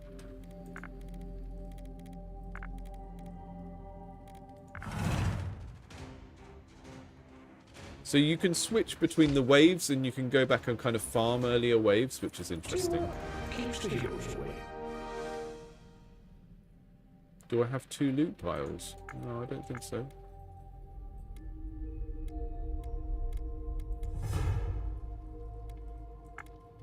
I'm going to keep clicking on this earlier one. I think the structure of letting people replay previous waves is quite interesting. Back to the respawn. Because it means if you hit one that's too hard, you can go back and do the earlier stuff. Which is a nice structure for a tower defense to have. I haven't seen a tower defense do that before. This doesn't look like the tavern.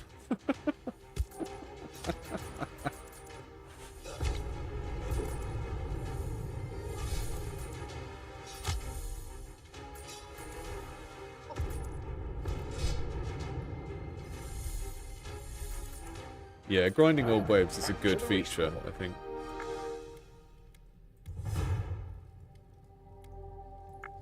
Okay, I'm going to go back because we've got enough to build another step now.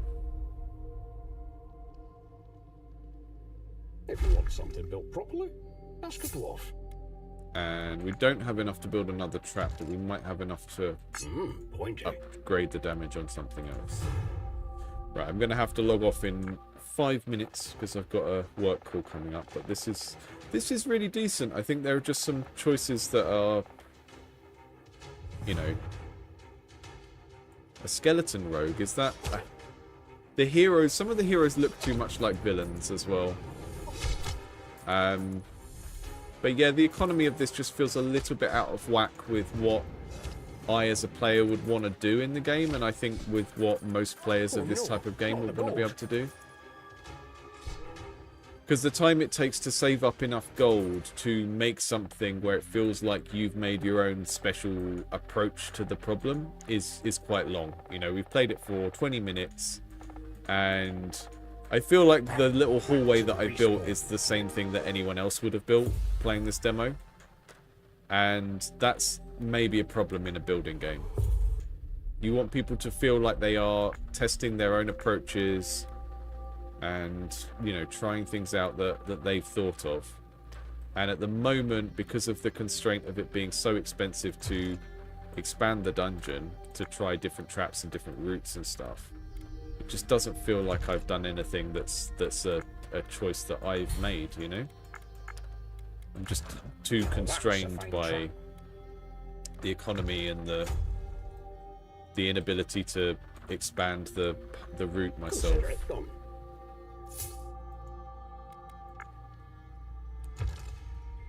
A fine choice.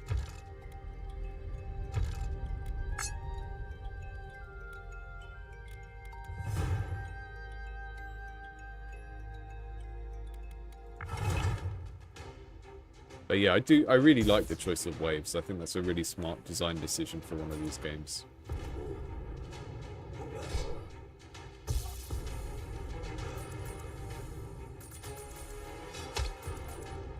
Keeper, they're taking our gold.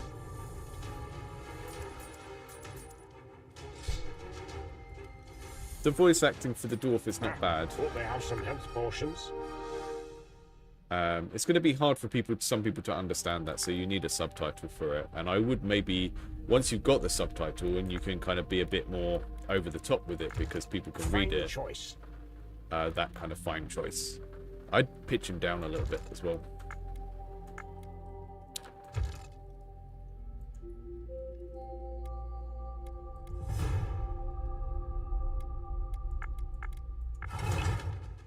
I think whenever you've got a dwarf or an orc, you want to pitch them down a little bit, unless it's someone with a baritone voice.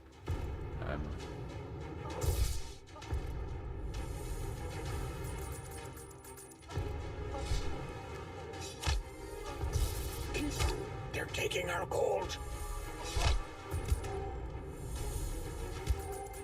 I'm not quite sure how the lose condition works with the gold, but I'm also not really that fussed about it because I don't think it's the most pressing kind of problem this has. Now that's a fine trap.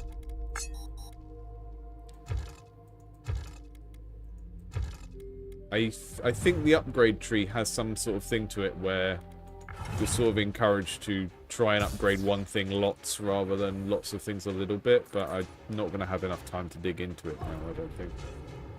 It does feel very satisfying when you start to get traps hitting multiple guys. Keeper, they're taking our gold. I know, I can't do anything about it. Because you make it so expensive to make the path longer.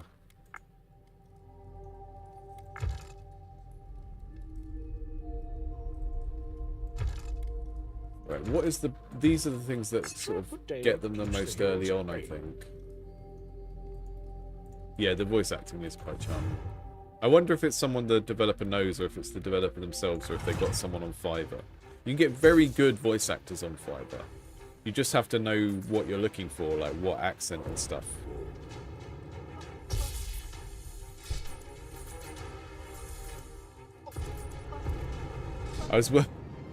I worked on a Fortnite map before at a studio I was at, and we were sort of in between jobs, so we were just messing around with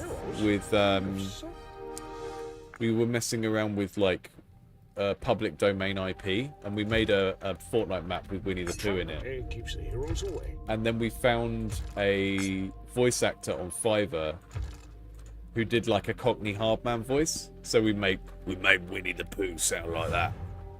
And it would sort of sound like he was in a Guy Ritchie film. It would be like, I'm Winnie the Pooh. and that was great.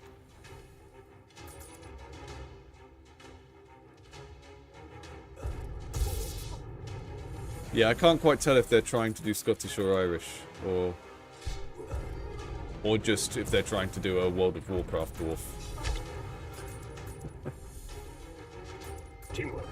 Which is like an American person doing a nondescript Gaelic accent of some description. That's like just a mix of things.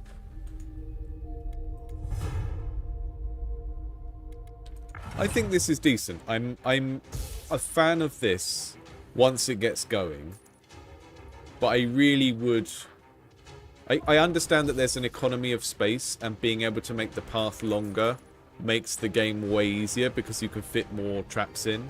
But when the path is really short, it just doesn't feel creative. Because you can't build these bends. And like, building that bend is the only thing I've done so far where it makes me feel like this is my dungeon. And that's a crucial part in any sort of building game, is to give people that sense of ownership over what they're making. Right, I'm going to wrap it up here though, because I need to get to my work call. So thank you all for dropping in. And just in terms of stuff coming up on the channel, where is my... In terms of stuff coming up on the channel, on the homepage, someone told me that all of my videos are like the next thing it advertises is like coming up because I'm scheduling streams. But next Tuesday, I'm doing a workshop on world building and environmental storytelling. And it's not going to be a practical workshop. I will give you some sort of exercises you can do with your game if either of those topics is relevant to your game, kind of in like we did in the last narrative design workshop, the one about characters and dialogue. So I'll do a sort of lecture format where people who are there live in the call can chip in and ask questions and stuff, and then I'll edit it down into a shorter video like I did last time. So this will be like a 2-hour workshop, and it will become a 30-40 minute video of the most important bits. And anyone who's part of our Patreon will get access to the ad-free version of that on Patreon and the slides as well. So thank you for showing up today. You have been fantastic as always, and I hope if the developer of that last game is watching this retrospectively, I hope there was something useful in that. I do think that was a fun game. I think everything we played today was great, and it was... you know, there were issues with each game, but there always are, and hopefully the feedback you got was helpful. So thank you, and join us next time for stuff on this channel. Nailed it.